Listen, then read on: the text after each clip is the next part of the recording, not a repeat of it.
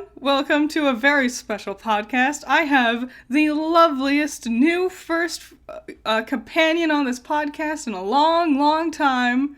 The voice of every female reactor in the Ruby community is the lovely Cal. Hello, everyone. That was a very, unexpected description. I did not expect that at all.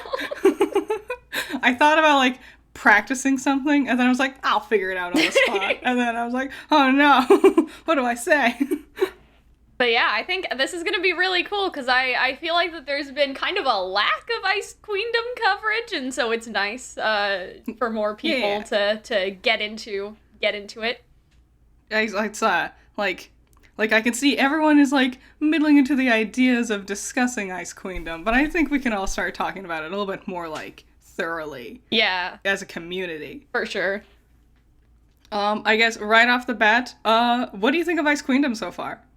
It's kind of interesting because I wonder if I would feel differently if they did the release schedule differently, but I'm kind of of two minds so far. I think it's really cool, and obviously seeing it in 2D animation, it's a lot of stuff that we've never seen from the main show before.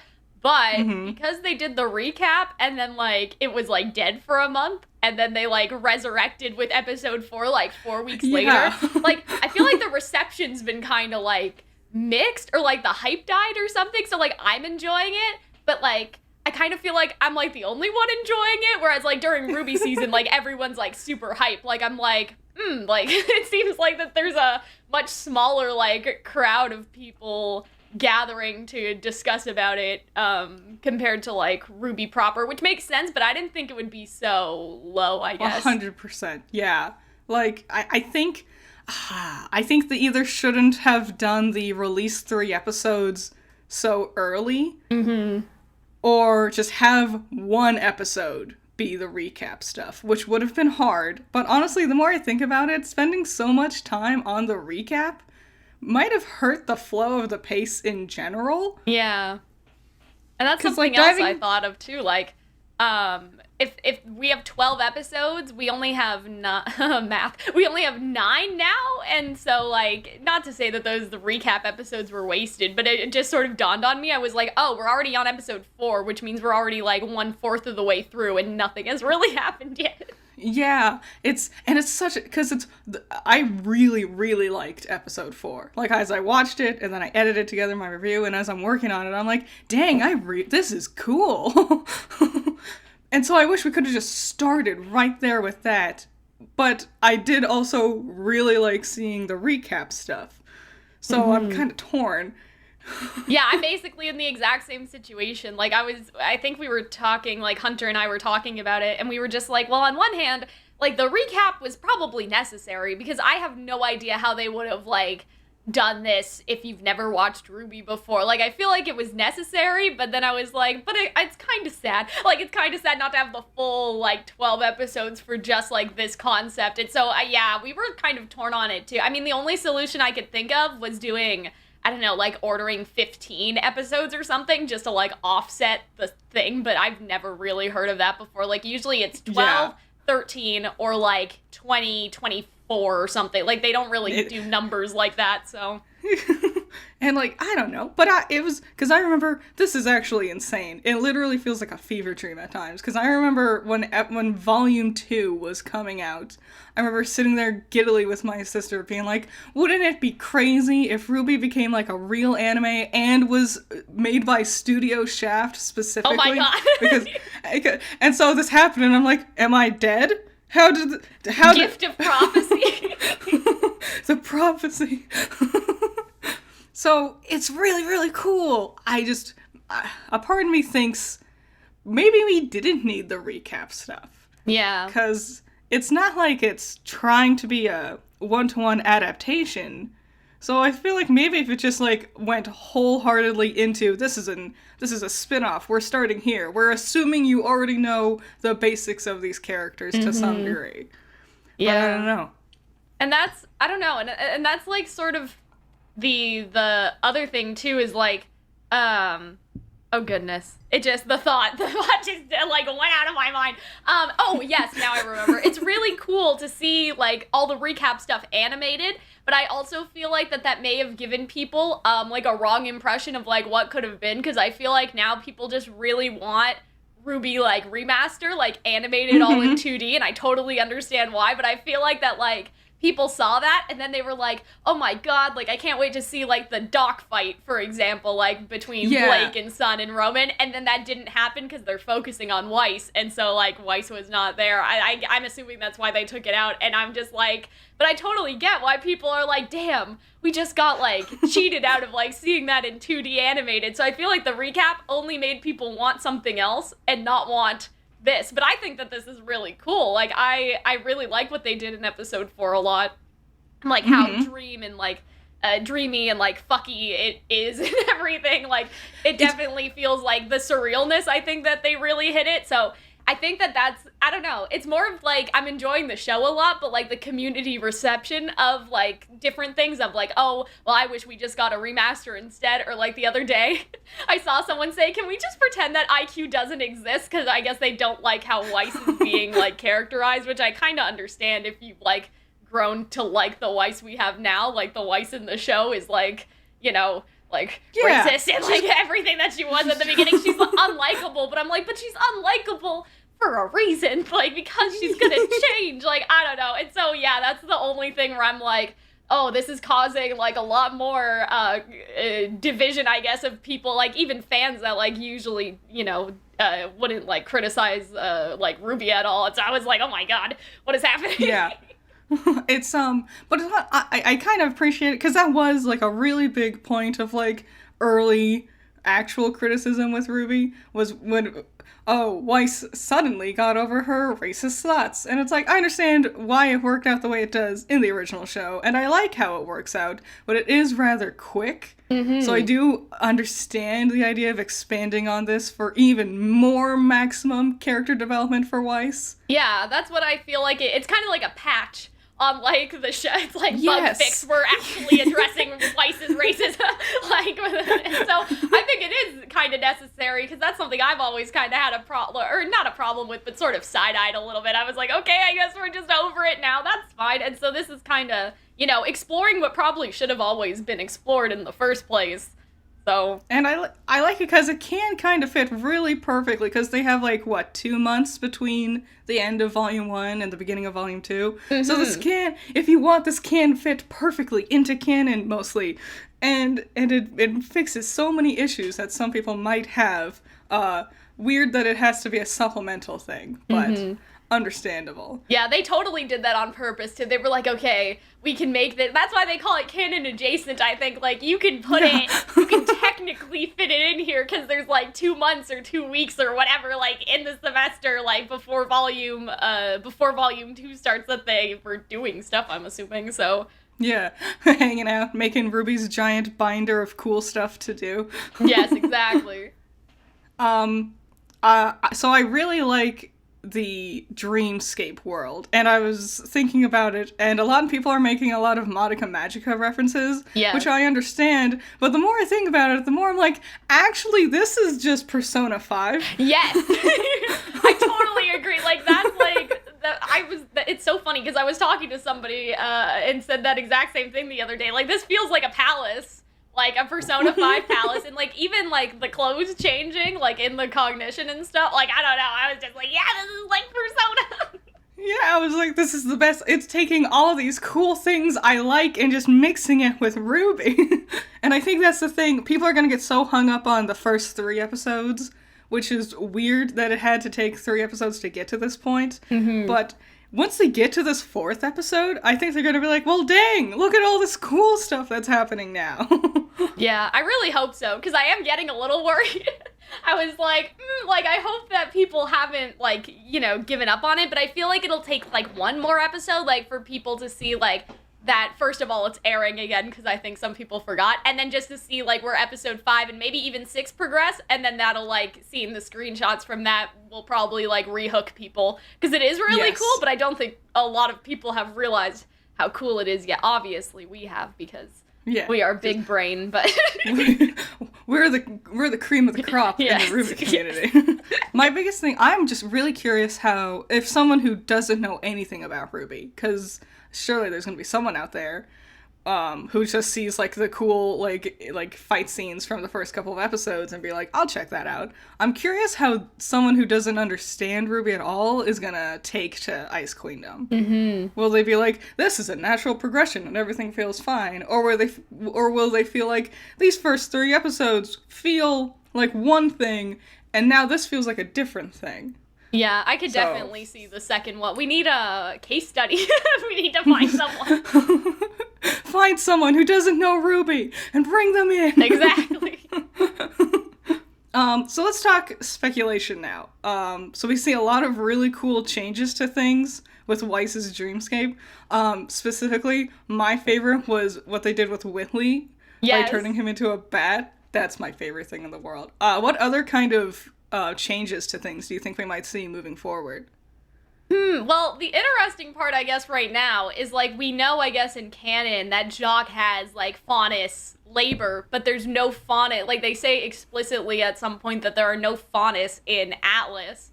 And so I feel like that, like, I think they are going to bring in Adam, even though Weiss has never seen him before, but because Weiss hasn't seen him in person, I wonder if he'll even look like Adam, or if he'll be, I guess, like, a vague sort of imprint of who Adam is, because I don't know, like, they did a lot of stuff with the Black trailer, and it seemed like after a certain point, like, they did that with all of the girls, but they cut out, like, Yang going to the club and, like, beating up, like, the Malachites and, like, Junior and everything, and so I feel like that, like, if they're cutting out things that aren't relevant to Weiss, like, sort of the Doc fight and stuff, like, but they kept in a lot more Adam than I guess they had to, so maybe, like, he'll show up, and it would be interesting if he just looked nothing like Adam at all, but he looked like, I don't know, I don't know what he would look like, but he looked like something.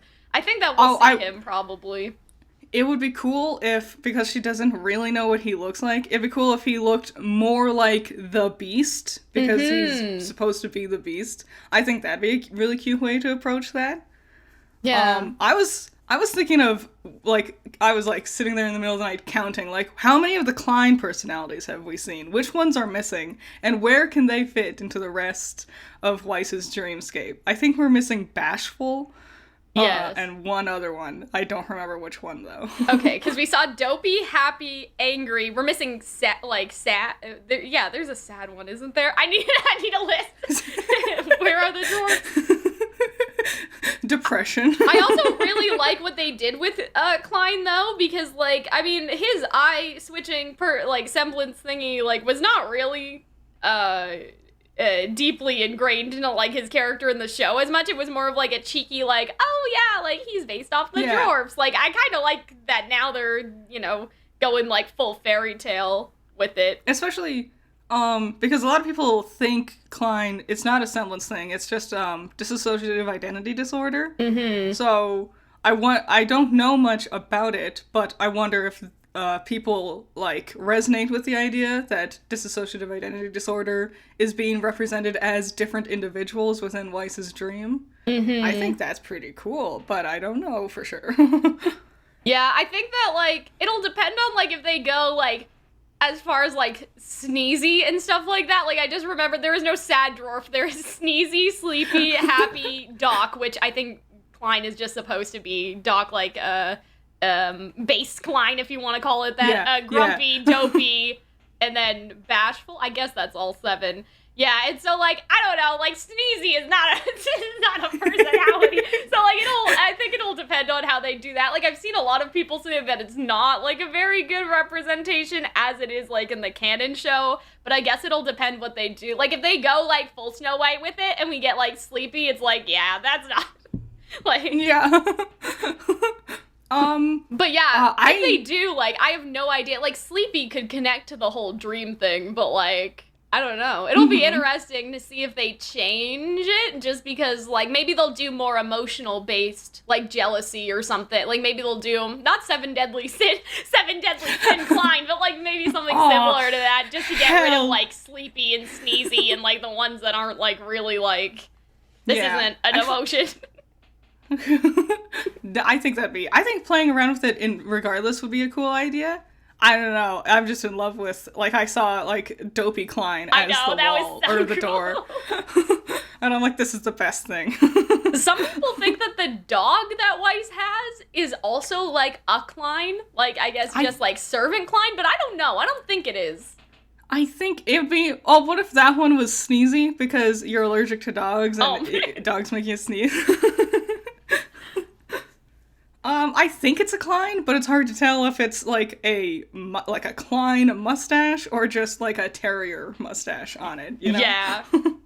One that was really interesting to me was her mother being just a shadow on the wall. Yeah, I thought that was great. Like, that, I thought that was such a good choice, because it's like, Willow is so distant that she's really no different than any of the people in the town, and I was like, damn, that's fucked up. Yeah, like, that's crazy. that, like, gives so much insight on how she sees her mother. And I wonder, like, how close the Ruby girls will actually get to, like, characters that aren't Weiss. Like, will they, I mean, Winter's in the Magic Mirror fairy tale book, so probably not her, but, like, will they see Willow, like, Shadow Willow, and be like, damn, this is fucked? Okay. Or Whitley. I could see them interacting with Whitley a little bit more, which may be interesting for sure. I can see them attempting to fight Whitley. Yes. Also, especially, like, Yang. Yang versus Bat Whitley. That's my number one expectation. It's just like, this boy has no fight. Like, he's not gonna fight you. Leave him alone. He just flies away and laughs at you the entire time. Something that you mentioned earlier, though, with Adam, is that it'll be interesting to see Blake's reaction to him, too, which is something that I didn't really, like, consider before. Like, I only really thought about, like, Weiss seeing him. But, like, for Blake, because, like, she said she's part of the White Fang, but it was only in volume 3, I think, or 2, where she really, like, alluded to Adam existing. And so, like, now for there to be this added layer of, like, oh, like, Blake, why are you so shook up? Like, who is this? And for her to have to, like, explain and confront that with the girls, that may be really cool, for sure. I'm really, because I'm pretty sure Yang and Blake will enter the dream in the next episode. Oh, yeah, for sure. And I'm just, like, on the edge of my seat, being like, how is Blake gonna react to seeing her outfit in Weiss's Dreamscape? And I wonder, because all the shadow people and, like, the robots and everything, they're like, there are no Faunus, there is no war in Bossing Say, we're fine. And so, when they see her just walking on up, I wonder if, like, how it all is gonna end up playing out. Yeah, I wonder if they'll immediately clock her as a Faunus, or I think the bow's on one ear, but not the other ear. Like, will she make a modification to her outfit to try to cover it up? Like, that'll be interesting. Because, Shion says on the phone with Ruby that there are other versions of them in Weiss's dream already. So, I wonder how Weiss's in-dream versions of Team Ruby is gonna be different from how actual Team Ruby is. Like, I wonder, is her dream version of Blake gonna be this, like, evil bitch just going around murdering people or something? Probably. I think, like, I don't know if we'll see them, because I think Shion said, like, oh, you're replacing, like, the character that was in the dream before, but hopefully we'll find out, like, what the dream characters were doing, because Jacques sort of implied, and I don't know if people, like, misinterpreted this, or I misinterpreted this either, but, like, there was this line where people thought Jacques was implying that, like, Weiss was friends with Ruby and possibly, like, you know, sneaking around to, like, see her sometimes or something like that in his dialogue. And I'm not sure if, like, I don't know, I'm not sure if that was a translation thing, but it's sort of like, oh, okay, so Weiss in, like, even in Dictator Land is still, like, seeing Ruby for some reason. So that's kind of interesting. Like, that she has a soft spot for Ruby, maybe, or something. Like, I don't know. But I think Blake, I should say, Blake is probably just gonna be like, yeah, she murders people. Like, she is just a massive bitch. I wonder what Yang will be doing then. Just because, like, I don't know. Like, Yang did, like, call her a bigot and stuff. So I wonder if they're gonna be like, Yang's a White Fang sympathizer or something. Yeah, like, I don't know. Just get rid of her, too. Exactly. I wonder if there are, like, because I had this idea, we don't know exactly how her dreamscape is made up. I don't know if it's meant to, reference Atlas exactly, but if there's, like, a reference to Mantle underneath, like some lines. That'd be cool. And that's, like, all the Faunus could be there. And, like, like throw Blake down there because that's where we think she belongs. That'd be a cool way to like introduce this kind of topic into the conversation. Because like I thought at first that like the tier system that they seem to have, like how it's divided like level wise, was supposed to be the Atlas mantle reference or whatever, but I actually like that idea more. I think that would be really cool if they were all underground, and that's why it's like, oh, there are no faunas here, but then in actuality there are. They're just supposed to be like unseen and like unheard from. That's so fucked. That'd be so cool. Yeah, and like metaphorically the ones actually keeping everything up because because they're the ones doing all the manual labor and stuff. But that's just me making my own headcanons. Can we have that? Like, and that, because there were so many cool, like, designs, I guess, or concept arts, like, for volume 8 and 7 about, like, sort of the underground area where Team Ruby had to fight the Grimm that one time and stuff with, like, the Aesops. Like, there was so much pretty, like, concept art of that, so if they really, like, kind of use that and, like, make, like, some complicated, like, tunnels and stuff with all, like, the dust, I feel like it could be, like, really, like, visually pretty as well. I really like that idea. I'm subscribing to this. If this doesn't happen, I will be a little sad. the torture of being me. I'll just be sitting there and it's like, I have an amazing idea, and then when the thing doesn't happen, I made this my own expectations and I should have known better. But every time I do have expectations, like, you know, being all those years younger going, what if Ruby was animated by Studio Shaft? Exactly. And then sometimes it does happen. And so you were like, exactly. You were like, I was right this one time though, so what if it's happening again? Just hold on to that dream as best I can. Do you think about what do you think about Penny and Roman showing up, just like generally? Wow, I didn't consider Roman. Of course you would consider Roman. But like even Penny, because she's from Atlas. I mean, none of them know that, but like I was sort of thinking, I was like, why go through the effort of introducing Penny? Like, for what reason? They could have just lost on some other way. I mean, Roman kind of had to be there, but, like, Penny specifically, we know that she's, like, Atlas-related. I guess the characters may not know that, but I was like, will Penny exist? I don't know. Because it does really feel weird to introduce, like, Penny and Sun, especially at the very end there, just for them to not play any kind of role with it. It would just feel like kind of a waste of character design and screen time. Yeah. Other than being fan service, I suppose. Because I know they had to recap, but like, if they're not gonna show up again, I would prefer them not. Like, again, I know why Roman had to be there, but like, Sun didn't really have to be there. Like, I feel like he should be.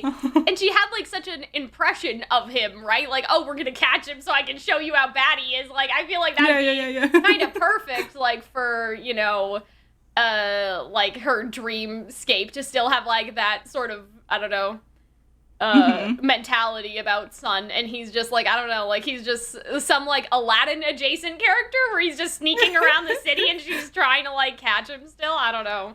Ooh, that'd be another fun thing. Like if Blake gets like chased off and she meets like Dream Realm Sun. Exactly. And she finds like Dream Realm Faunuses are like still fighting back, and Weiss secretly is kind of in support of it because that means they're fucking over her dad. So you mentioned translations a little bit ago when it came to Jacques. I can't wait for the English translation. I keep getting comments. It's like, do you know when in the English dub is happening? And I'm like, if I did, I would say something. I swear to you. Oh, I thought this was about the fact that, the reason why I laughed was because I thought this was about the fact that the Rooster Teeth site translated, Nicholas, like, as stepdad or something. So, like, that Jacques was talking about Nicholas, like, stepfather instead of, like, father-in-law. And so, like, people were making, like, all these, like, oh, no, not the Weiss, like, or not the Schnee family incest, incest or whatever. And I was like, oh, my God, what is happening? So, yeah, that's what I thought you were going to say at first when you mentioned Jacques, was the fact that they translated it wrong to, like, imply that Jacques was, like, adopted or something. I don't know, or something. Like that. I was like, but you're just talking about like the dub proper. I'm very excited for the dub too. I didn't even catch that. And I watched the episode like 3 times and I didn't even realize. Well, on Crunchyroll it was fine, so I don't know if... Or maybe they fixed it, I don't know. But I watched it on Crunchyroll, so I just heard, like, I saw it on Twitter that people had screenshotted it. Oh, man. And people are already so confused about, like, how... Like, there are so many people out there who swear that Jacques isn't actually Weiss's biological father. Yes. Because Weiss uses the term, like, married into the family. Mm-hmm. And it's like, no, he married in and then fucked Willow and then they had children, guys.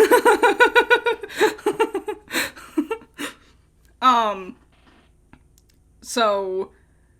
yeah, who do you think they're gonna get to voice Port in the English dub? Or Glinda? Because I don't know... Have they confirmed anything yet? With Port, they'll probably get the person that they did for Grim Eclipse.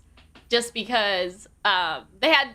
when Grim Eclipse re-released for the Switch, they redid all of Port's dialogue. Good choice. So they'll probably get him. The thing about Glinda... is, and this, like, tickles me, I guess, is that, like, so for first night, they showed the dub of Ruby IQ, but Arnold and I didn't go because we were at Korean barbecue, but anyway. But so, like, a room full of people heard Glinda's English dub, but I don't think that people have identified her or that she's made, like, an announcement, like, whoever they may be, like, so God. That's sort of the interesting thing is, like, people heard Glinda, but, like, I don't think that we know still who Glinda is going to be, but people heard her, I guess. It's the only person I can think of who would have, like, the perfect voice for Glinda. Did you ever watch Full Metal Alchemist Brotherhood? Yes. It's the lady who voices Riza Hawkeye. Yes. Like, that voice seems perfect for Glinda that. to me. But I guess we'll find out eventually, unless some cool person on the internet can be like, I know, I didn't go to Korean barbecue when I was there. Exactly. And I asked people to, I was like, hello, like, do you guys know? And, like, nobody could pinpoint, like, because sometimes I'll listen to something, and I'm like, okay, that's clearly, like, you know, Ryuji, like, from Persona. Like, you can just sort of tell, but I guess, like, Glinda's VA did such a good job being Glinda that people couldn't tell if she was, like, you know, I guess a very, like, recognized, like, voice actress. Maybe that's sort of what happened, you know? Dang. She was just too good at her job. I hope the dub comes out soon. I can't wait. Because a lot of things I think would be clarified with being able to understand the proper cadence of certain word structure. Like, I realized when I was watching the episode 4 a second time, Dopey Klein, he's sitting there and he's talking to Ruby and he's like, hey, if you're a silly, you should come in here because it's warm and stuff, and it's warm. And I was like, that's okay, just sentence structure, I'm sitting here paying attention. And then the second time I watched it, I'm like, oh, he's Dopey. And he's, like, struggling to come up with reasons to invite her in because he's dopey. I didn't even catch that, I don't think. It's, I struggle. People always get on me because I'm like, I prefer dubs over subs. And people are always like, but how could you? The sanctity of the original Japanese version. I was like, but I don't understand. But sometimes you just, like, miss stuff like that, right? Like, even, like, I don't know. I can't think of a good example right now, but even stuff like the Step Jacques thing, like, obviously that's a translation error, but, like, you know, I'm sure that for certain things, like, people would be less confused. Like, even, like, the Shion explanation, I think, like, that tripped up some people because they didn't quite understand. Like, it said, like, oh, you would be alien to Weiss, which is obviously, like you would just be, like, a blob or something because she doesn't have a character for Ozpin or Glinda. But, like, the way it was phrased, I was like, yeah, I could see why people got a little confused. Like, you know, we just have, like, extraterrestrial, like, Ozpin with, like, super long fingers. Like, some people took it literally, and I was like, I don't think that's exactly what it meant. Like, I feel like, because that's the thing. Oh, I don't remember if it was Jeremy or Raijin, but they mentioned on Twitter that people keep saying that Ice Queendom isn't funny, and they're like, it is. It's just a different kind, like, style of comedy than. And that's another, like, for me, when I'm reading subtitles with a sub, I always miss comedy because just because of the nature of having to read it, I'm not getting the timing right with the jokes. Yeah. So I wonder if once we get the dub, it'll be like, oh, this is fucking hilarious. Yeah, I agree. And I think that too, like with what we talked about sort of at the beginning, like some people will not watch the sub at all. Like because I feel like that RWBY has a lot of intersection, like with the anime community to an extent. But there are definitely some people that don't watch anime at all and only watch, like, Western, like, cartoons and stuff. And so there are some people that are like, yeah, I'll wait for the dub. And I'm just like, well, we're all here now. So, like, you know, I'm sure that the hype will pick up again around the dub's released. And then, you know, people will have, like, increased interest and stuff. But, like, that's the thing that really got me. I was like, oh, yeah, like, now that the simuldub isn't happening anymore, I think that a portion of people are just sort of, like, waiting for it to happen, which I understand, but Ice Queendom is just doomed to come in waves of hype. Exactly. And I can't even blame people because I'm also I'm waiting for the English dub of the second season of Magia Record to come out. Mostly because with stories like that and also with Ice Queendom we're now seeing they use a lot of like complex ideas and use words that mean something as, like, a stand-in concept for something else. Yeah. Which it gets very easily confusing when you're just reading the subtitles. And so I totally understand why people would want to wait for the English dub. I just wish we had an idea on the time frame on when that would happen. Yeah, I think that the stuff with Roman's voice actor, unfortunately, like, threw everything, like, into, like, unknown, like, territory of, like, when stuff would release. But since unless Roman is in the other episodes, like we sort of talked about, Roman is only in the first 3 episodes, so I'm assuming that it may even be, like, more than just that, unfortunately. I wonder if they just kind of, like, greatly underestimated just how difficult it is. Because that's a hard job. Like, I've thought about it a lot, because I really think about translations a lot. And just taking the same concept of a sentence and changing it to fit the lip flaps, but in a completely different language, is really challenging. Yeah, and, like, there's not, like, that there's necessarily an in-house person at Rooster Teeth who already does that. Right? So they would have to hire someone specifically to do that and then work with, like, that director person. Because some directors also do the translations, I think, like, for, like, Crunchyroll and stuff. Like, it's sort of like a duo role. Like, if you're directing, sometimes you'll also, like, do the localization, I guess I should say. Or, like, make those, like, localization choices. And so it must be very different. And so I could totally see if they're like, yeah, like, we definitely thought that this was going to be easier. And it was not. So, I might be wrong, but I thought I remembered Neith Ohm he could do translations, or at least I thought I remember him saying he was doing that, or working on it. Or maybe he was just talking about recording lines for Ren in another language. I don't remember for sure. Yeah, maybe. I think he was joking and saying that maybe that he could do both, but I don't think that he is. I think that Ren has a different voice actor, so... But yeah, he was recording something, though, recently. I think that you're right. Yeah. I saw that picture on Twitter. So yeah, I hope it's soon. I hope we at least get, like, an announcement from Rooster Teeth soon on, like, the ideas of when something. But with how Rooster Teeth has been with announcing things and clarifying things lately, I'm not gonna hold my breath. It seems like it was, oh god, what is 0714? July, okay, so July 14th, yes, he was recording, and you can see IQ on the monitor, so, yes. Nice. So that's good. I have, like, not a conspiracy theory, but I'm like, what if they did this to prolong people's subscription? Like, you know what I mean? Tinfoil hats. You know, you have this first wave coming out of, like, you know, people, I guess, like us, who will watch the sub for the sake of, like, reviews or the sake of not being spoiled or whatever, but will definitely, like, come back and watch the dub again. So, like, my tinfoil hat is like, okay, well, what if they delayed it because they knew that they could keep double the money? I'm sure that's not why, because it's clearly, like, impacting the hype, but at the same time, I'm like, no, that's my conspiracy theory.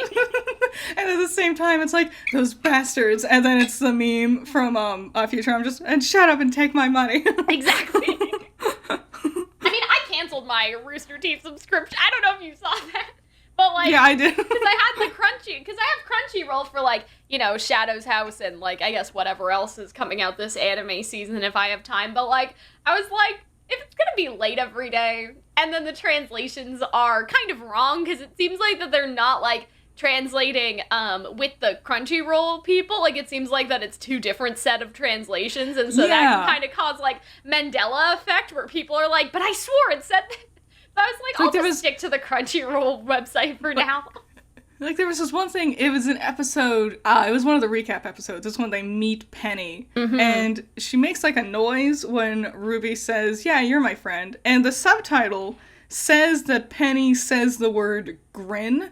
Like she openly just said her emotion, and I'm like, I'm sure that's not accurate, but at the same time, that's adorable. I think that actually may have been the case. Like, I don't know, it could have meant grand, and they did it wrong, but I think that Penny did. I think that they did mean it for her to, like, actually say. I wonder how they'll do that in English too. Like, I could see them changing it to, like, a yay or something like that, but I hope they keep it as grin.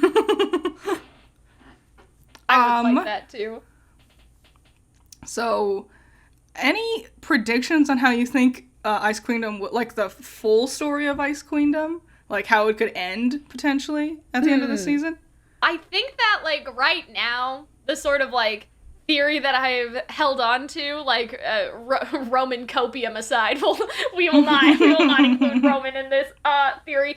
But, like, I think that they're basically going to fight Weiss, and then it's gonna turn into something where, like, but Weiss wasn't the true bad guy. It was Jacques and the plant all along. So I think that, like, they'll definitely have, like, when Weiss is, like, defeated or whatever, like, it won't really be the end of anything. It'll just sort of be, like, they'll get Weiss on their side. They'll make Weiss realize that, like, she doesn't actually have any power here, that she's just under Jacques' thumb. Because that's something, too, that I thought was interesting, was, like, when the pictures first came out, I guess, for the show, I was like, oh, this is gonna be, like, Weiss dictator land, basically. She's gonna be in charge. But, like, this episode really, like, kind of hammers in the fact that, like, she's in charge, but she's actually not. Like, she's just one of Jacques' pawns.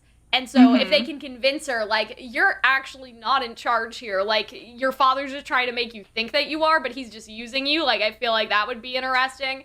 And so I feel like they'll convince Weiss of that, and then sort of switch over to, like, the focus being on the Thorn and, like, Jacques and everything. Like, I think he'll not necessarily be the end game bad guy, because I think it is more of the plant. But, like, I don't know. I wonder if they could do some fucky thing where, because Shion says, like, oh, dreams are a place where all of these souls, like, become connected. So I wonder if, even though it's Weiss's nightmare, the nightmare, like, the actual Thorn could somehow, like, transfer to Jacques, I don't know, like, his consciousness or something, like, basically take over Jacques' body like a puppet or something, and then use him instead, and make him into a monster of some sort. Yes, 100%. I like that. Yeah, I think that would be cool. Because I asked because I was sitting here wondering if they're gonna do something, like, more akin to the original Snow White, where she gets, like, poisoned by the apple. But then you said the word plant, and I'm like, oh, fuck, that is it. Yeah, exactly. The Grim is already the apple. Poisoned, yeah.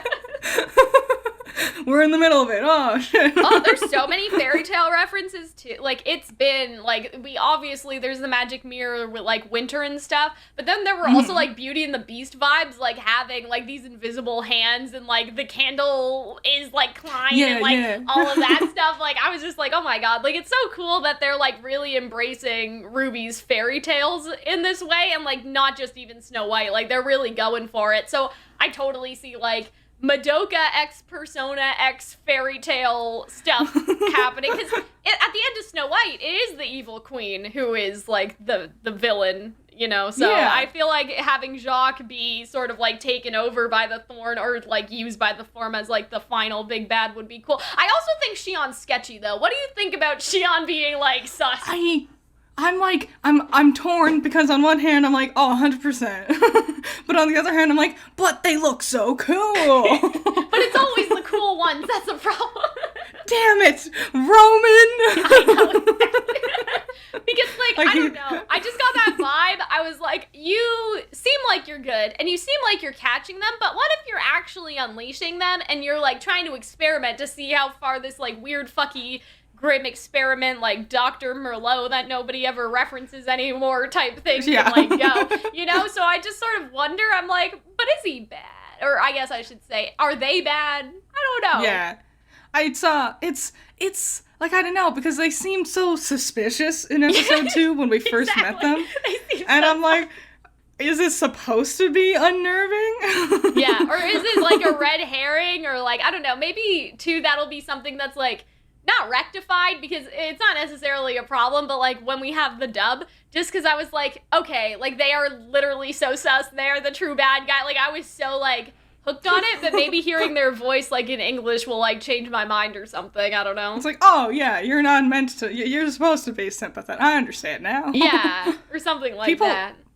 I've seen so many different comments being like, Shion looks like they come from blank, and then I see every single different array of shows it looks like Shion would better fit in. Like, I got, like, Code Geass, What? Final Fantasy. The weirdest one I got was, like, they look like they walked straight out of Dark Souls. I'm like, what neon purple anything is in Dark Souls? Yes, I take personal offense. I think, too, like, I don't know, I kind of understand where people are coming from, but they're also, like, literally, like, Sleeping Beauty inspired. Like, they're probably one of the most cohesive fairy tale integrations that the show had. Like, you know, is it pink or is it blue and stuff. So I'm just like, but they're literally fairy tale inspired, guys. Don't you see it? Like, it's so good. Like, it's so good. And the spinning wheel being, like, it's so good.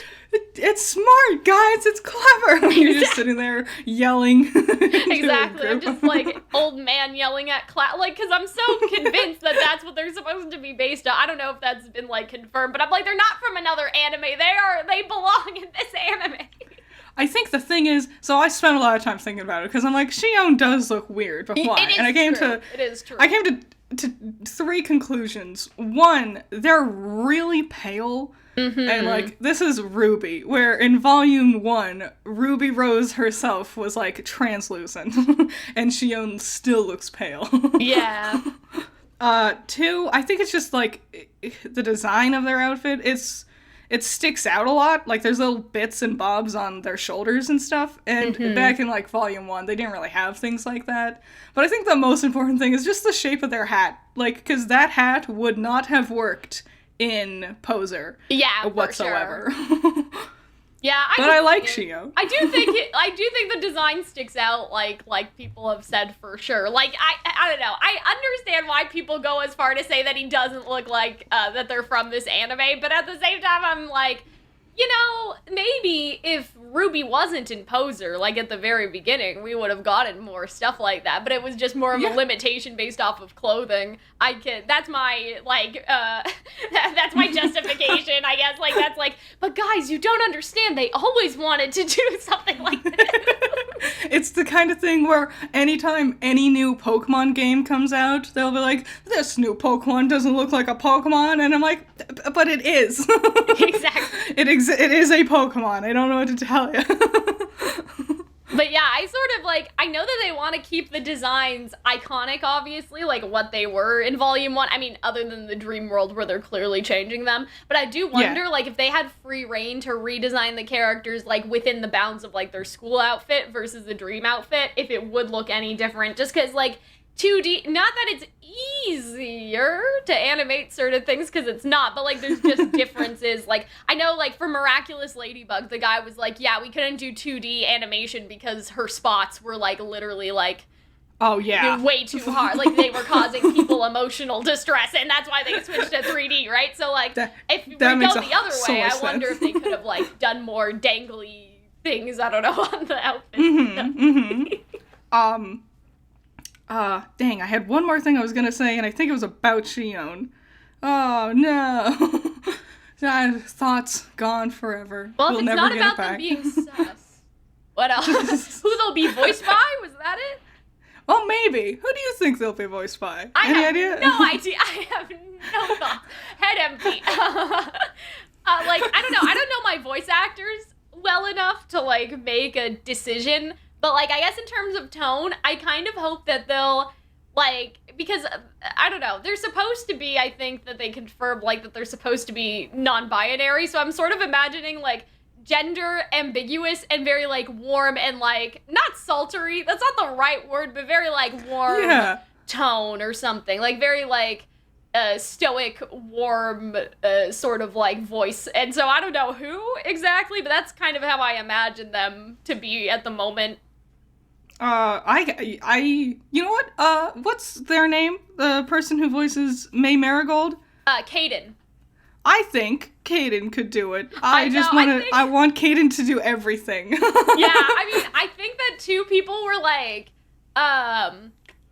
speculating. They were just like, oh, like, Caden is gonna do Glinda, or, like, Caden is gonna do Shion, but I think that she said, like, no, it's not me. But she was helping out with, like, direction or something, which is why, she kept teasing, like, about stuff on Twitter. And so, like, nice. That's the first thought I had, too. I was like, could this be Caden? Because after I watched, was it, like, Fairy Tale, the Remnant one? The one where they told the fairy tales of Ruby fairy tales. Yes. And Caden voiced that one girl in the first episode. And I was like, I love her. I want more of her voice. It's such a good voice. I remembered what I was going to say, by the way. Oh, okay, good. So Ice Queendom is only going to be one season long. I think they've confirmed this. Do you think they'll do more spin-off stuff with Studio Shaft after this is done?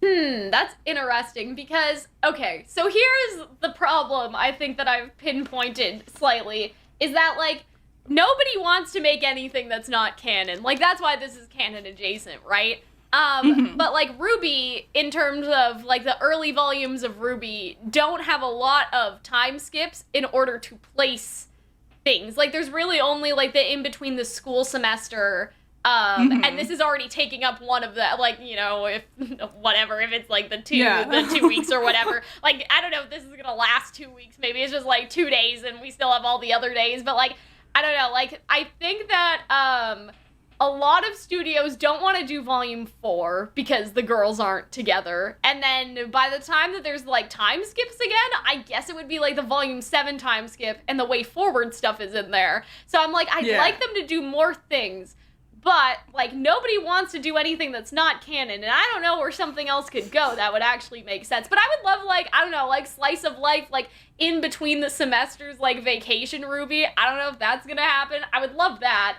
And, like, obviously there's, like, oh, yeah, the Starks spin-off, or, like, animating the coffee books, but I feel like that Rooster Teeth probably would want to keep those, like, for themselves, especially after RWBY's over. Like, I'm sure I would bet money that after RWBY's over, they will do the Stark TV show, like, you know what I mean? Because they still. That's what I was. Rooster Teeth needs RWBY still. Yeah, because someone asked me that because I had that thing on Twitter, and they were like, "What do you think's gonna happen once RWBY's done?" And I was like, "Stark is the only thing I can think of." Exactly. Unless they set up the idea of some sort of, like, sequel, like the children of all of our favorite heroes. I'm like, what do you say? Like, my guilty pleasure, I guess, even though I know that, like, Next Generation shows are usually bad. Like I love the children of the character.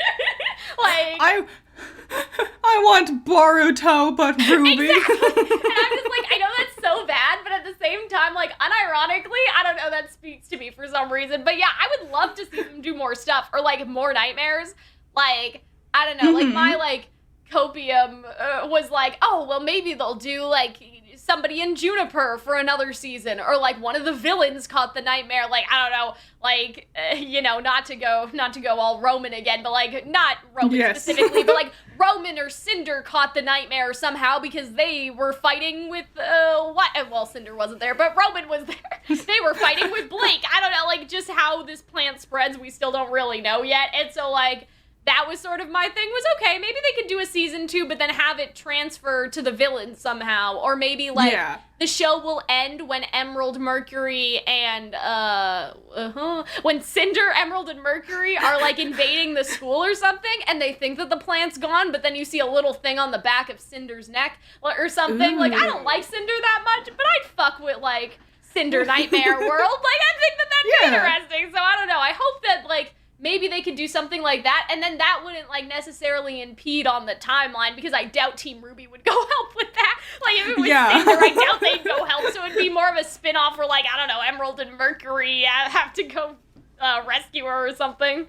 It was definitely the thing, just like with Persona, where immediately after I was like, oh, we're in Weiss's nightmare. Oh, it changes based off of her perception of things. My brain was like, I want to see everybody's nightmare. Exactly, that's what I was thinking too. I was just like, can we just have, how many are they? Can we just have, oh, we already saw Jean, so no Jean, unfortunately. But like, sorry, 7 Jean. seasons of this, and we just go around and dig into everybody's trauma. I would love that. That's what I want. And then also, like, I don't know what else they could do, but I would definitely be interested in more, like, spin-off stuff from them, for sure. Yeah, after because my tinfoil hat thing is, like, it's specifically called Ruby Ice Queendom. Yeah. So we could just put Ruby and then some other catchy name underneath it and like, do it forever. Like, they didn't call it, like, Ruby, like, Nightmareverse or something. I don't know. Yeah. Not that good, but, like, you know, they didn't call it something where it was just a generalization of, like, Ruby, nightmares and dreams, huh? Like, they specifically called it Ice Queendom, which implies the fact that it's not like, oh, well, you know, like, this is just one nightmare, like, and then we're done. Like, how do I rephrase this? Let me go back. It sort of implies this idea that maybe there could be more after this. It's not just like, oh, yes, we're just exploring, like, this one nightmare and this one time that the Grimm did the one thing. Like, it's specifically Weiss instead of being so generalized that it's like, yes, this is the only season we will ever be looking at this Nightmare Grimm. Because they could have called it Nightmare something, but they didn't. They could have. But so, I'm wondering if it was like a, like, test the waters, like, are people gonna be interested in this? And then if it is, like, they'll be like, aha, franchise. I mean, if it makes money, they will make more. That's usually how things happen. So I hope that it does well, you know, and that there's interest, because I'd love to see that for, you know, for Blake and, like, I don't know who else out of, like, Ruby and Juniper, but, like, I would definitely like a villain, or, like, I don't know, Ozpin. I don't know if there's Ozpin interest, but, like, imagine Ozpin and all of his trauma. His dream world would just be, like, I don't even know, like, it would be, like, so many different kingdoms for all of his, like, past lives. Exactly, right? It'd be so fucked. So, yeah, I think that they should do this again. I would like to see everybody's palaces, for sure. Yeah. Well, that was fun. We've reached about an hour, so I think we should wrap it up here. Thank you so much for joining me on doing a fun podcast. This was so fun. I was just like I was a bit nervous at first because I don't think we've actually talked to each other, like, at the same time. Like, we were in, like, Twins' video together, but, like, we haven't actually talked to each other, like, in the same Discord call, even though we've done videos together. So I was a little nervous, but I'm just like, this is very, like, easy. Like, you know, it's very easy to talk to, and I had a lot of fun, so. It's good, because, like, and you've, like, invited me to things, like, you invited me to Mario Kart or something one time, and I was like, I'm nervous. Nervous kid, I don't know what to do. Yeah, I think that was for my, like, birthday stream or something. I was like, Critter, do you want to play, like, Mario Party with us or something and like I'm that? Like, no, thank you. I'm sorry. I lurked in your stream, though, the entire time, so I was there. I just was too nervous. But yeah, I think this was really fun. Are you gonna do this? This is so random. Are you gonna, like, try to get Ruby tubers, like, each week? Not each week, but regularly. And I'm already sitting here being like, I want to talk to Dan. I want to talk to Raiji. And I'm just sitting there, like, thinking of everybody who's cool. And it's just like, will you talk to me? Yeah, I'm sure will you hang out and talk about? Yeah. I guess that's it. Outro, what do you usually do? I don't usually I'm just like, I guess that's it. And then one of my sister yells, read off your $10 patron names now. Nako, James Dodds, Cool Duck, Andrew, Ramiel, Valhalla Knight, Chamomile, Classy Critic, Noah Perkins, Sunny Shy, Azoth, Great Bar, Pentamenta, Jake, Amber, Hype Man, Luno, Zero to Hero, Keithan, Isaiah, Joseph, Scaring Crows, Danny Boy, Mary, Messiah Complex, Jacob, and Renji. And then we just kind of say goodbye, and then that's the end of it. Critter. Subscribe to Cal! We're both making a weekly Ice Queendom stuff, so if you can't wait to get more Ice Queendom goodness, check out both of our channels and everyone else's channels. Yeah. So yeah, thanks for hanging out, and Yes, thanks thank for you listening, for having everyone. me. Maybe we'll do this again when at the end of the season or something. Bye-bye.